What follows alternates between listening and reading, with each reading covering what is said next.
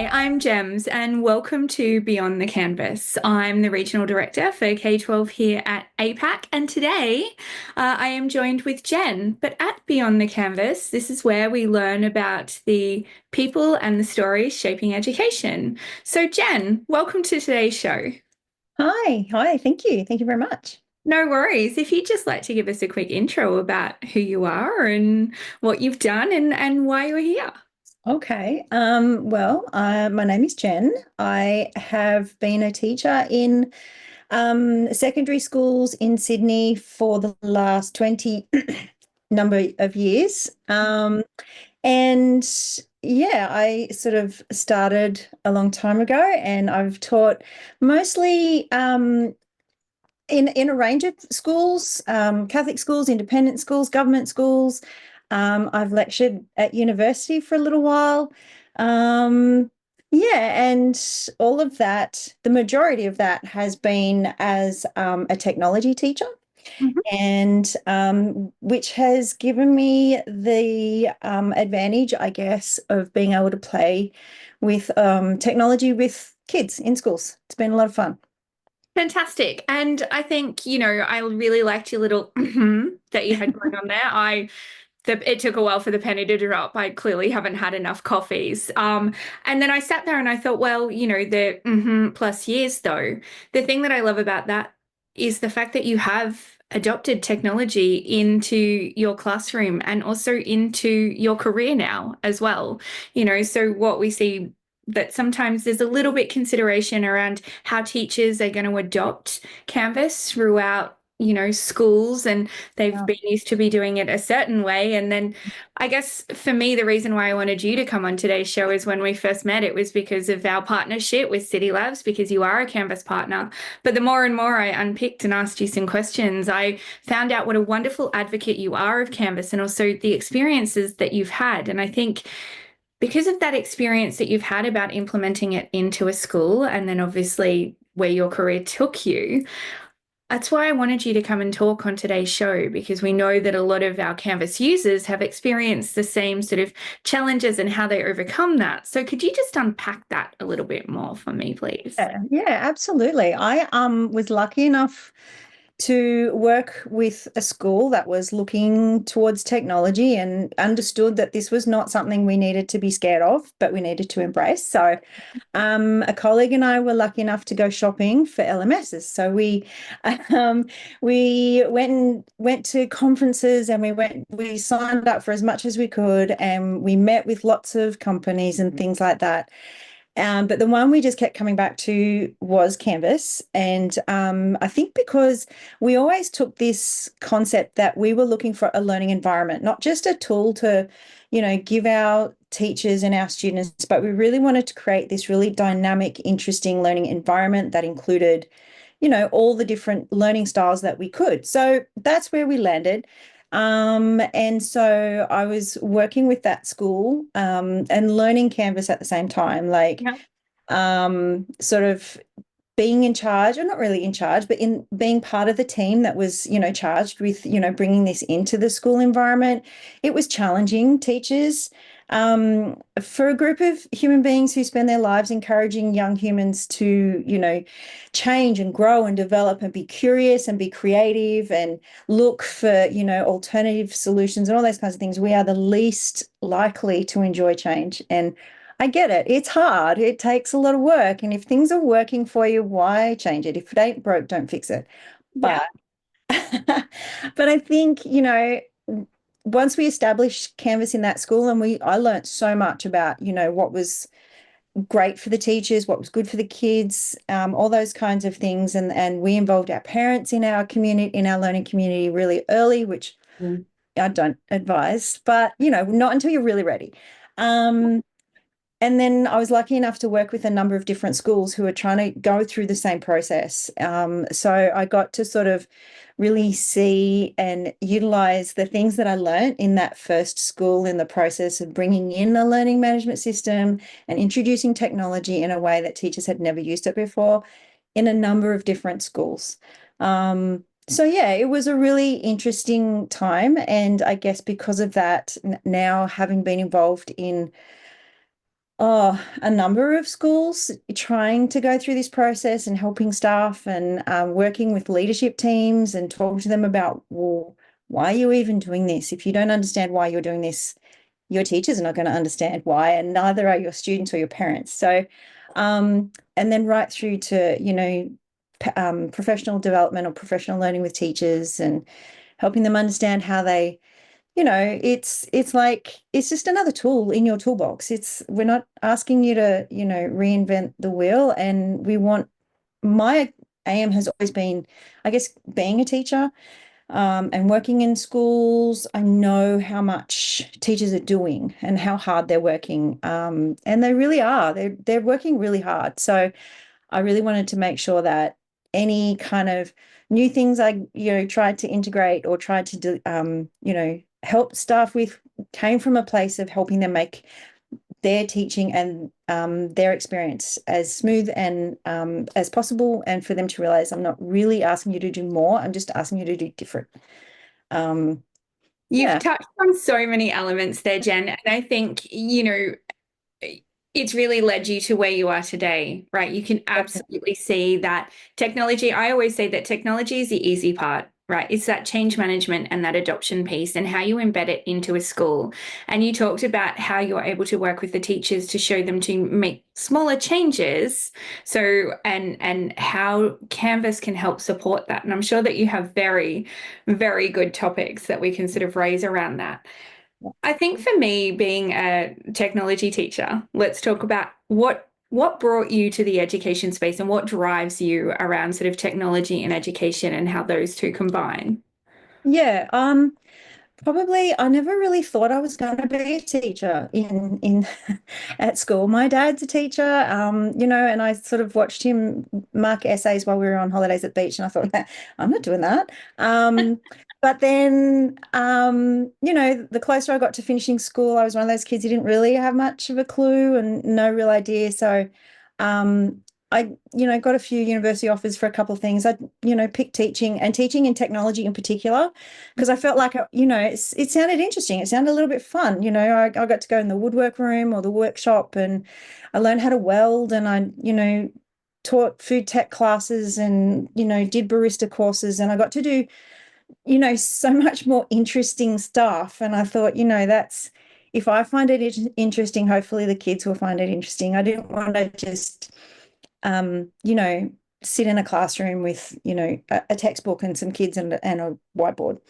So once I started, I kind of got addicted to it. I loved it. I love being around the kids, teenagers. A lot of people find them scary. I think they're hilarious.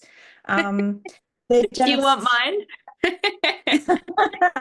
I've seen my own too through, teenagerhood, and it's not a joy as a parent. It's hard and frustrating, but there are moments where they're hilarious. I find them Yeah. funny.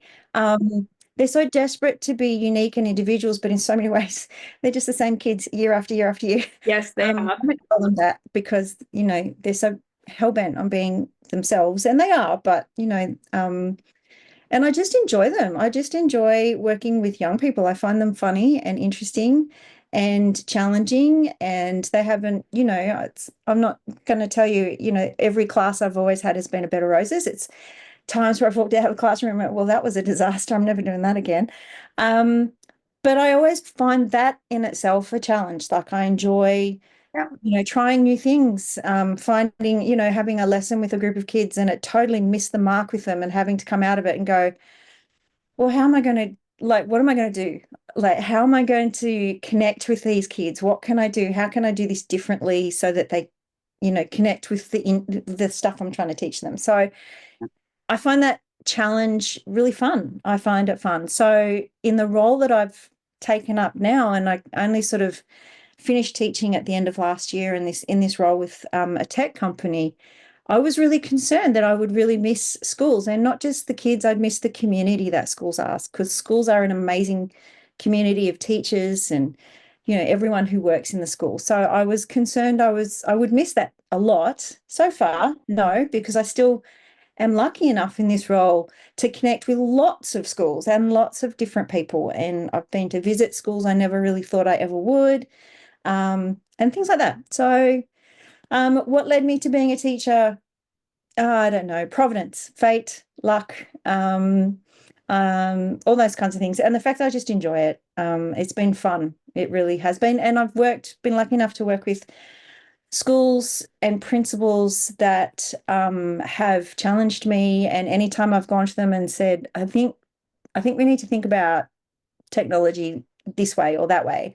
They've always Yeah. been really supportive and they've gone, okay, if you have an idea, let me know. And usually I trundle off, do a ton of research, come back, and they go, don't think so. But occasionally they say yes. So, it's a lot of challenge, and I like that. That is a whole host of information there. And also, if you I'm were my sorry. teacher, I'm thinking about, I had a teacher called Mr. Elliott who taught me woodwork and also kind of taught me PE, and I saw him when I was in my hometown, and I apologized to him for being an absolute brat. But Jen, if you had been my teacher, I would have been all over it. So if we could rewind. But I think, the fact that you have had principals back you and had that school community, it really just shows who you are and people buy into your passion, right? And I think that's why you've been able to be so successful in bringing Canvas into the numerous schools that you have worked with in that collaborative process and what that does look like. Because I also say that people are 9 times out of 10 on board with things if it's happening with them, not to Mhm. them. And it Yeah. sounds like you're absolutely nailing that collaborative approach. And so, obviously, off in those early days when you initially were learning with Canvas and as you were growing throughout that school.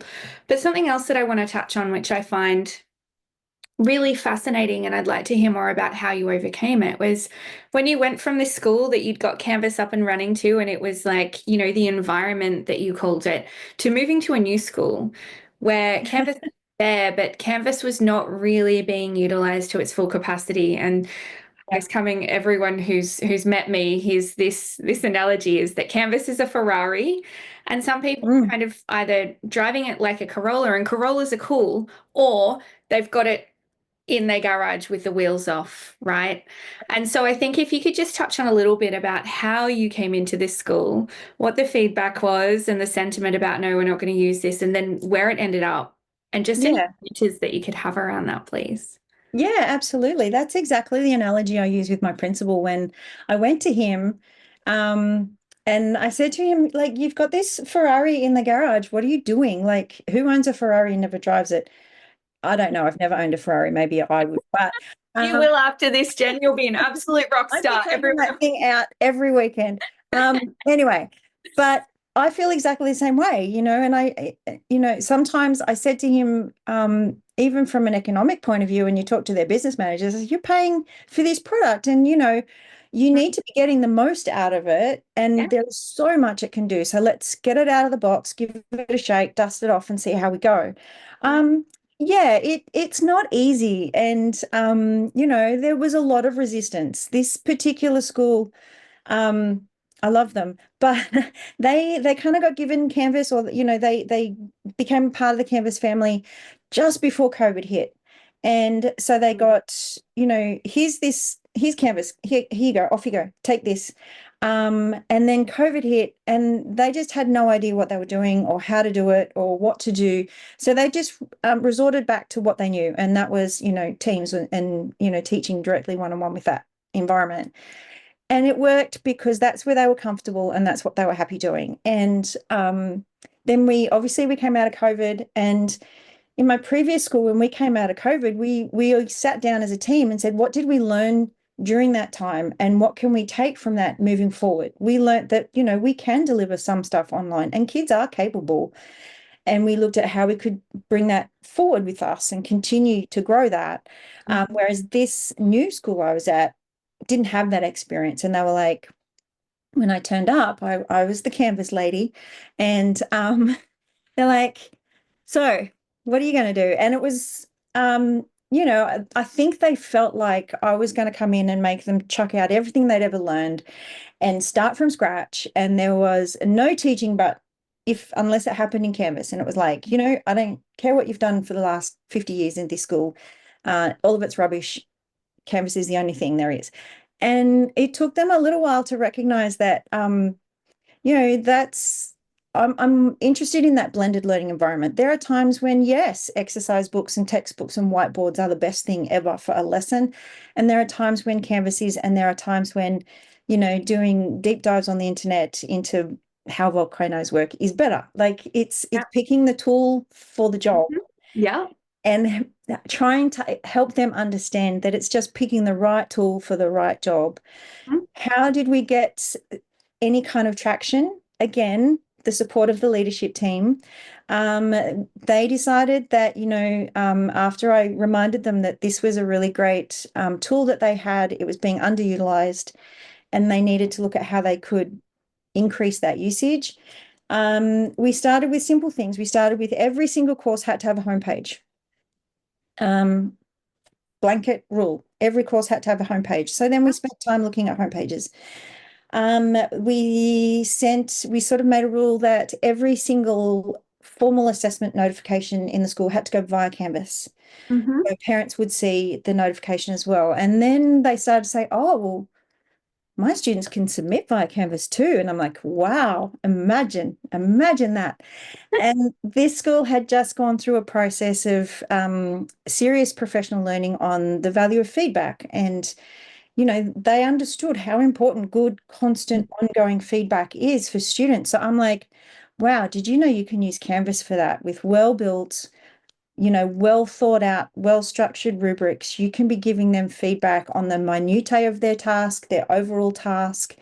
You can be giving them feedback every day, all day on whatever you want to give them feedback on. So they were like, oh, how do we do that? So then we had an intensive PL period on rubrics and how to build a really good, well thought out rubric, how to pull in the outcomes from the syllabuses they were using.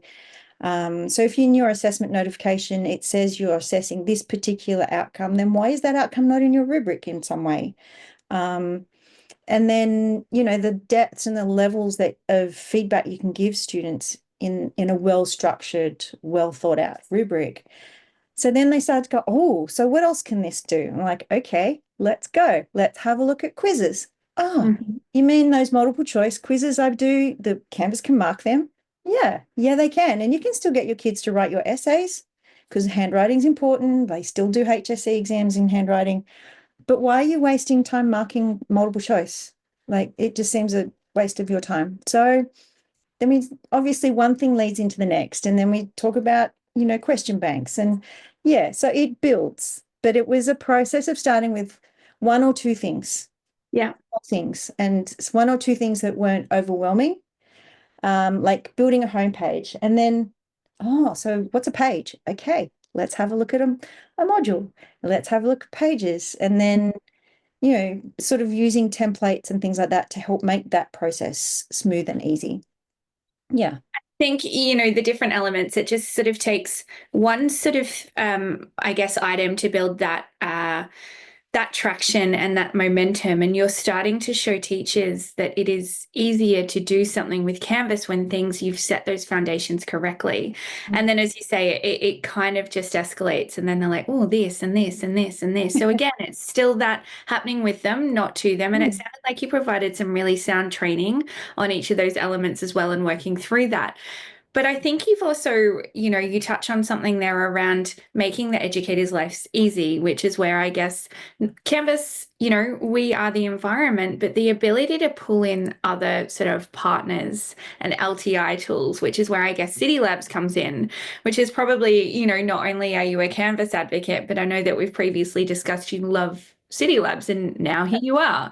So I think, can you talk me through a little bit about how that came to fruition?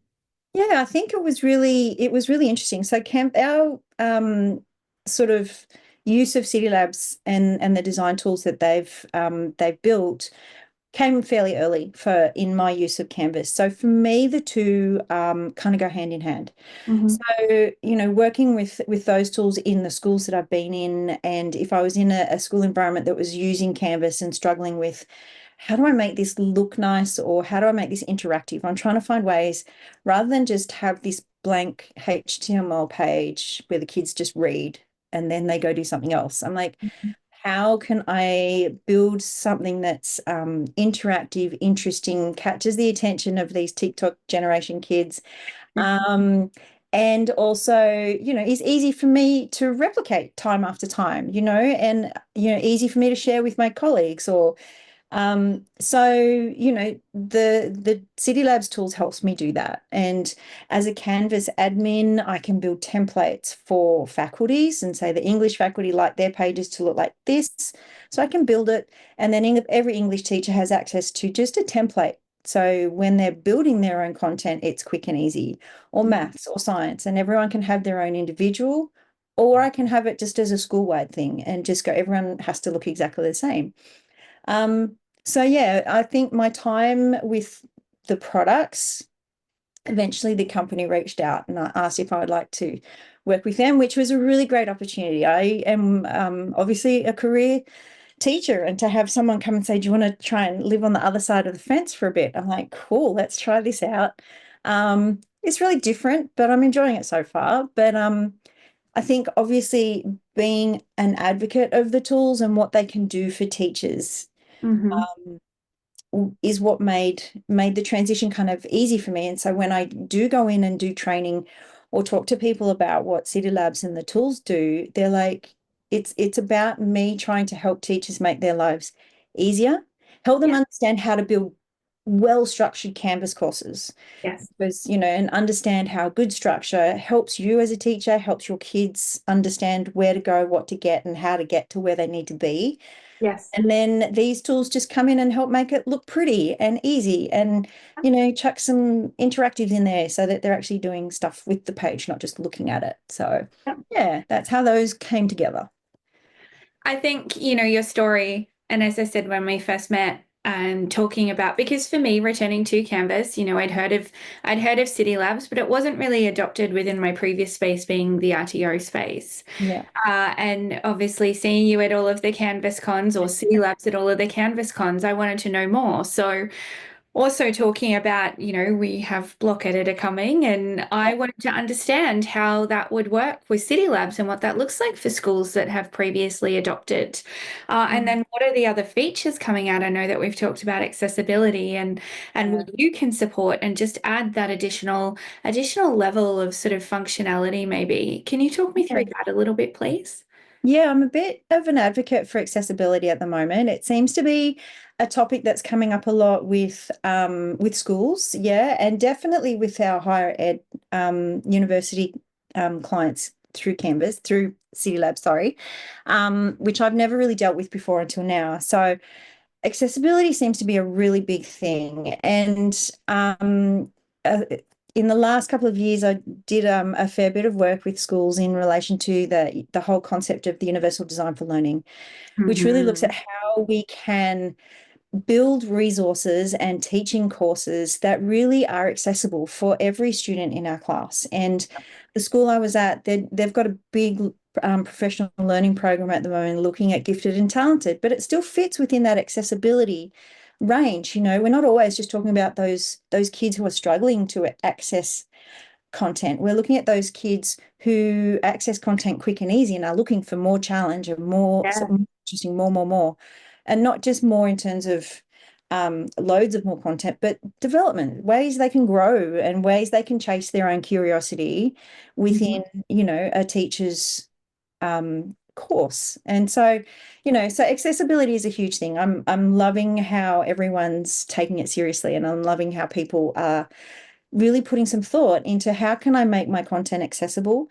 So City Labs has tools for that, will run over their people's courses and look for ways in which accessibility is not being addressed to its fullest, Mhm. down to little things like your headers are the wrong level or your colors are not quite contrasting properly and little things. But I think for me, the real drive behind it, which I like, is that it's trying to encourage teachers to think about accessibility in what they're building, but also make it easy to address accessibility in what they're building. And, you don't have to be an accessibility expert. You don't have to be a coding expert. Mhm. Here's a tool that will do it for you and, enable you to build resources that every kid in your course should be able to access at some level. And then we're bringing in this whole universal design for learning layer to it, and encouraging our teachers and our clients to think about, are you building courses and resources that really touch on those concepts Mhm. to meet the needs of all of your learners? And I think, touching on the universal learning design, Mhm. right? With the likes of mastery paths and Oh, really sort of building out that learning differentiation. Because we're not just speaking about those kids that are sort of, need a little bit extra assistance. It's more so about those children as well that are the high achievers. And to your point, it's not just the load that we're yeah. giving to them, it's the different content that's really helping expand them and helping them grow, sometimes Yeah. even beyond what the teacher thinks that they're capable of, right? And I think if we Yeah. can support our teachers by giving them setting up, helping them and educating them on what Mastery Paths can do and making that life easier for them. And then also I think about, my son, there are some learning difficulties that he struggles with, and he can see the other kids get different content, throughout his class because they don't yet have a learning management system. But imagine if you're sitting in a class and you're all just sitting at your laptop and you're all learning. You don't know Mm. who's in what, whose content's getting which. And, aside from if they're sort of looking over each other's shoulders to to, Yeah. to cheat. But in saying that, though, everyone is still learning. And I think that that's a really great world to be in. So if we're supporting our teachers, and sometimes there are teachers that don't even know that Mastery Pass exists or what it even is. I have had a crack at mastery paths. I have to say, I'm one of those people that will just click on buttons just to see what happens. Yeah. And I have had a crack at mastery paths. I must admit it is work intensive, and it really made me think about not just challenging my gifted students with just more of the same, but really Yes. challenging them and offering them a pathway where they could actually take their learning in a direction that maybe I hadn't considered, but that's where their curiosity took them. Mhm. And using things with the mastery paths, using things like passion projects where the kids can sort of pick an avenue that they really liked. And I was lucky enough to be teaching a year 9 IT class. And, I sort of differentiated and built a mastery path for them to see, first of all, if I could do it. And how Just and to see how they sort of, were able to manage their own learning, and giving students that sort of giving them that advocacy in their own learning to say, this is a direction I want to take. And I'd be like, okay, why not? And they'd be like, are you sure, Miss? Are we meant to be doing this? And he's doing that over there. I said, okay, but still ensuring the reason I loved it so much is because, as a teacher, I'm still meeting the outcomes and doing all those, teachery things that I'm required to do, but also giving my students so much freedom for them to manage and decide where it is that their learning is going to take them, Yep. whilst ensuring I'm still meeting outcomes and, they're assessment ready and all those other Uh-huh. boring, tedious things. Yep. Yeah, I mean, Mastery Paths is such a powerful tool, but and I think I would always encourage people to have a dabble. It might feel like the dark arts, but it's really worth it if you've got the time and the energy to build the multiple layers of resourcing and things like that. And I think that might be an area where some teachers feel overwhelmed by it, because you do need to be looking at least 3 levels of tasking and how do kids navigate that, and almost backward design, so that you're sort of thinking about, well, where are they going to end up, so I've got to backward design this. So yeah, it's not and I'm a massive advocate for teachers and how much they work, so I am very conscious that that would take time and energy and effort, and but I think it's something that would be so worthwhile Yeah. that it would probably be worth that time and effort. 100%. I kind of used to, when I first learned about it, I used to think of it as a bit of a choose your own adventure style learning. Yeah, If that makes sense. You can sort of take it as far as you would like, and offering your students that advocacy and that own voice around where they're going to take it. Because again, the great point that I like there that you make is that you're still wrapping the boundaries around it and the governance and the requirements, but still giving those little brains an opportunity to think outside the box. yeah, Is that student that you have could next have the cure to cancer or will be the inventor of a flying car. So again, if we just give them one piece of content and expect them to work, are we limiting them?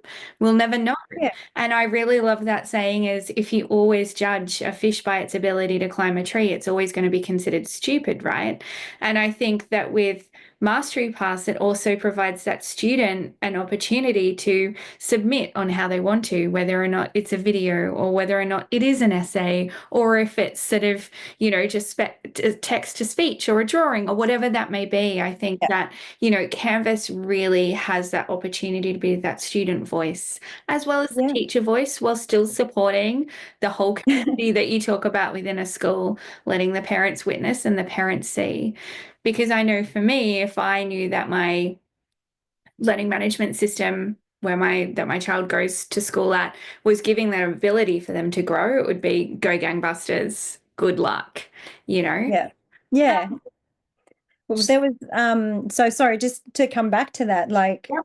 um one of the other ways one of the schools I've worked with has been trying to address that is sort of offering every student multiple ways of submitting or multiple levels of one task. So we might be asking them to um, complete one particular task, but because I'm a technology teacher, we had apprentice craftsman and master craftsman, and the students could have a look at all the layers and decide, and we linked those to Bloom's taxonomy and things like that.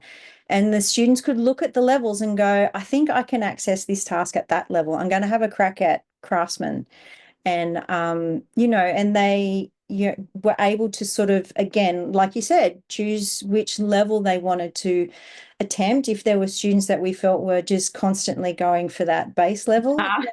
as a teacher, that falls on me to have that conversation with them and say, look, I really think next task, I want you to have a crack at craftsman because I can see you can do this. Let's have a go. Yeah. So yeah, it's that was built just within assignments and courses. So, and that is where from where the growth into mastery paths is actually much more straightforward. I think if you get that concept even in just a general course with general assignments, and then you can see, oh, I could easily take this into mastery paths and have Canvas help me manage that. Mhm. Mm, I think it really is also around the equity of education delivery as well, right? Because you talked about earlier that textbooks and notepads and all of those types of things are still fantastic, and Canvas is here and then it's here. It's, we don't advocate for Canvas must be the be all and end all as well. It really is that tool that everything else plugs into to mm, support your whole education environment, right? And when you get that foundation correct, and when yeah, people are able to see, I guess, the potential throughout schools, and I think that's what I'm seeing a lot is that schools have Canvas, kind of like a marriage, BAU. It's been happening in the background for quite some time, but how do we make people fall in love with it, right? And to yeah, your point, I've seen some really phenomenal Canvas courses which are mind-blowing, and I would quite happily sit there and do them myself. And then I've seen some sort of links on a page and thinking, oh, good golly, no wonder. And what I love hearing is that schools are vocally self-critical and saying, hey, I think we can do better. What advice have you got? And what yeah, I'm loving is that schools are becoming a lot more collaborative and not so much competitive. So, mm, as part of the Canvas community, I'm trying to encourage teachers to share more to that and sort of, work with our partners. And Canvas Commons, in my opinion, is something which is completely underutilized and can yeah, be utilized a lot more. So, I'm working with a particular organization called Code in Schools, mhm, and they're going to start developing their free content and putting it on Canvas for teachers to access, right? But again, yeah, we're talking to someone who has never leveraged Canvas before. How do I make this cool? yeah. Jen, I'm sure you going out into schools now in the City Lab sort of Mm. context that you're in this role going, oh, good golly, we can help. I think that that must be Yeah. a really amazing moment for you to go, it was this and now it's this. Can you Yeah. talk me through some really cool examples that you've seen? Because it's kind of like a little mini makeover, you know? It is. And it's really fun because, I've had some, customers come to me and go, look, I make really great Canvas courses. My courses are amazing. My students love them. And I'm like, great, show me. I want to see. I'm always desperate to see what is working. And,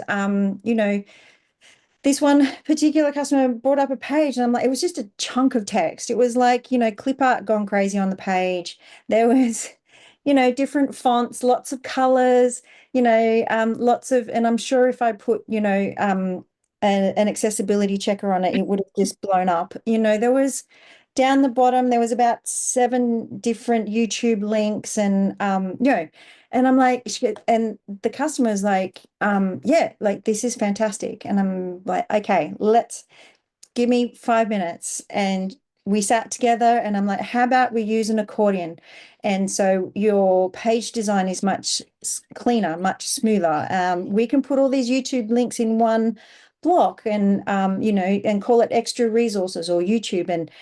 And then the customer went away and it was like, oh, wow, my students actually like that better. Uh, Mhm. that's so much easier for them to find. And I think I often say to the teachers that I work with, I love working with you, but you know what, this whole design part of your courses and your content, it's not about you. It's about your students. And, we get so caught up in what I think is a great looking page and what I think is awesome. And I love big headings and they all have, at the end of the day, it's really not about me. It's about what's best for the students in my classroom. And it's about helping them find what they need quickly. I always say to my teachers when I'm trying to give them PD, if it takes you more than 3 clicks, you are doing it wrong. Stop. Um, yeah, and the same with Canvas. I'm like, if it takes you more than 3 clicks to get to where you want to go, then you've done it wrong, and you need to make a button, put a link, do something to make this a smooth and easy transition for your students. Mhm. We every school I've been, I've always advocated for teacher professional learning to be delivered via Canvas as well because it gives the teachers the student experience. Yes. And if they're in a Canvas course going, I can't find it, I don't know what I'm doing, I'm like, well, imagine how the kids feel. Yes. So, Yeah. yeah, it's really important that sometimes we take ourselves and our own preferences out of the picture and think Mhm. about what is it that's best for Yeah. the students, especially, and then grade it according to the students that you have. If you've got young students, they like bright colors and big buttons and things like this. Yeah. Older students, they're okay with, a couple of accordions, a quick link to where they need to go. Um, and especially if they're in a school that they've been using Canvas for a long time, by the time they are senior students, they're almost like university students. They need it quick, clean, easy. They don't need the fancy giffies and things like Yeah. that on the pages. The little kids love that. So yeah, I think it's also always keeping in mind who you're designing for, not me, them.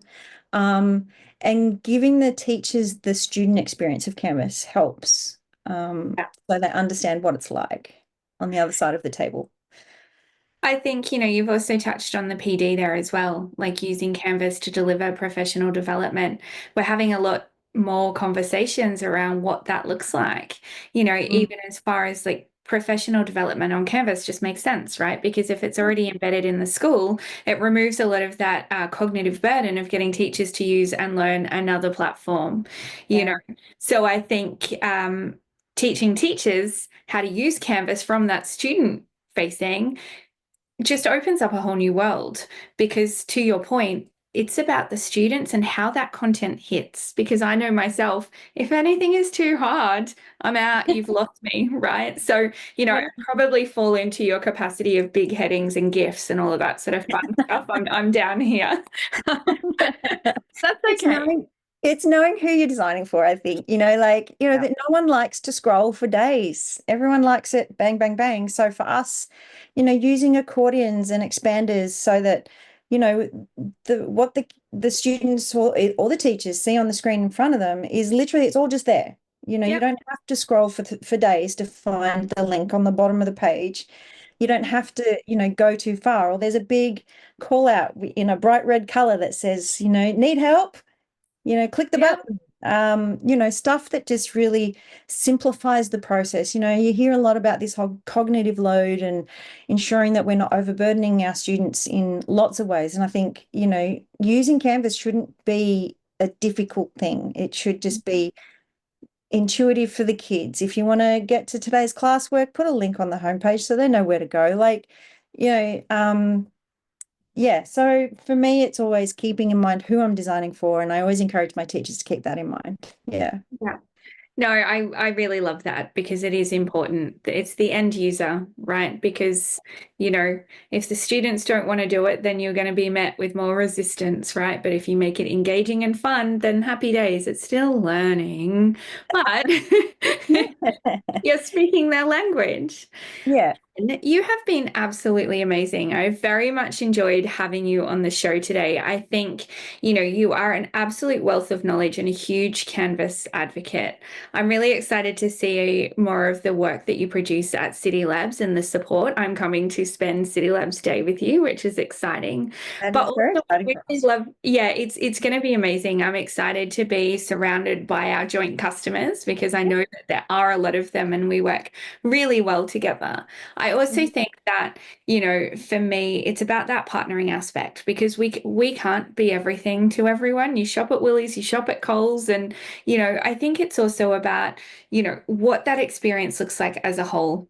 So Mm. schools want to make it easier and leverage City Labs to do that for their teachers and their admin, then it's happy days for me. Let me know how I can support. Do you know what I mean? Because I'd love Yeah. to work with City Labs a lot more closer.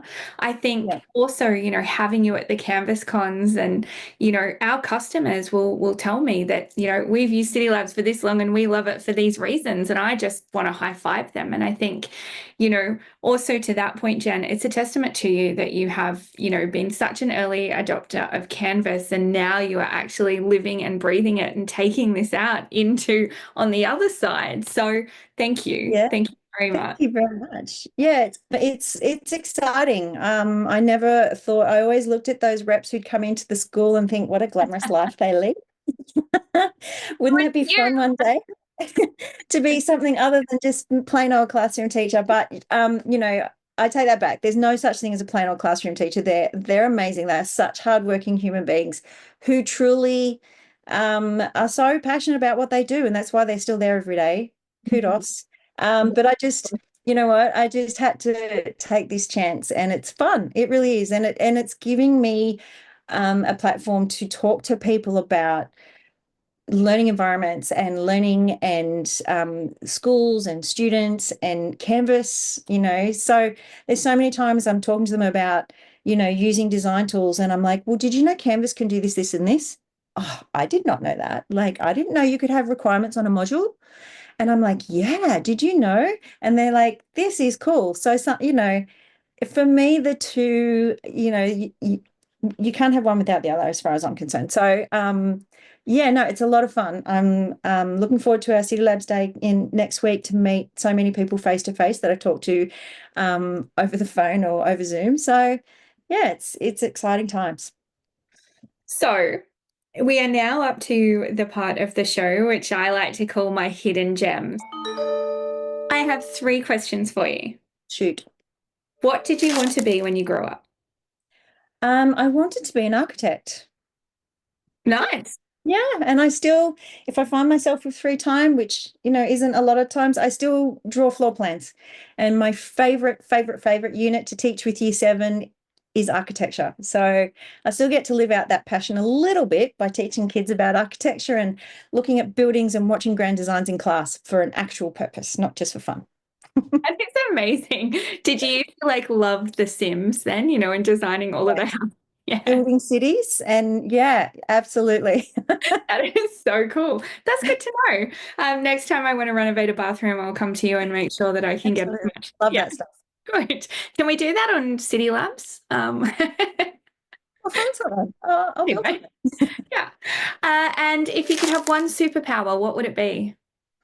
Oh, I think it probably isn't as glamorous as lots of people think. I think time travel, because I'd like to go back and visit myself and my children when they were babies and spend more time just enjoying that time in their life.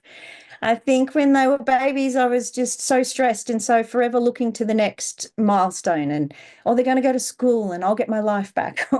Oh, they'll go to daycare and I can have 5 minutes peace.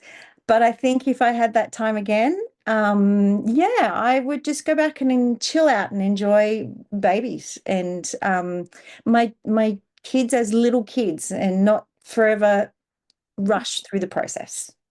There That's you go. that's really beautiful and gave me goosebumps. Thank you. Because if I think to this morning getting my 13-year-old out the door with how are you going to be when you're 18 conversation and yeah. Yeah, I think that too sometimes even now, like they're young adults and they're off, at university and living their lives and doing their things. And I think, I enjoyed motherhood. I'm glad I stopped when I did and all those things. But I think, if I had that, I could just go back and just chill out and play train sets on the floor and not worry about dinner. I love that. That's beautiful. Thank you. And last question. Mhm. What do you love most about Canvas? Ooh. Um, I love the opportunities it's given me. Mm. Um, I love connecting with other teachers and showing them amazing things at how they can leverage and make something amazing happen in their classroom that they never thought they could do. And yeah, I sounds so nerdy, but I love a well-structured, well thought out rubric. That's so bad to admit. But I love that, I can give kids a Canvas assignment and I can have them submitting with their own podcasts or videos or scripts, or I love that they can express their response in the way that they feel comfortable, and Canvas lets the kids do that. I love creating group work on Canvas. I love, where that actually creates their own little mini Canvas within Canvas and they get to build their own Canvas pages and watch them experience that. Oh, there's so many things. Do I have to pick one? No, you've given us so many and I love it. I think for me is as you're talking, my brain is just like, how are people going to reach out to you?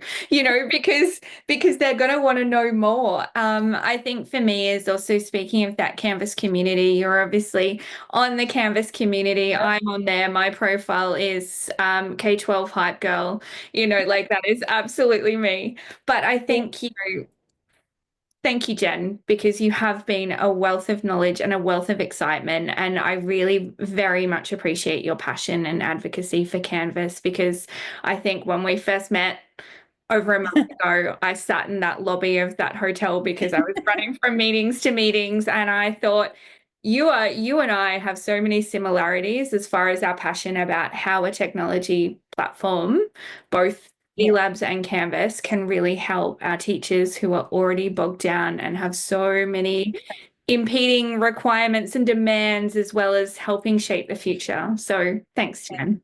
Thank you so much. Thank you.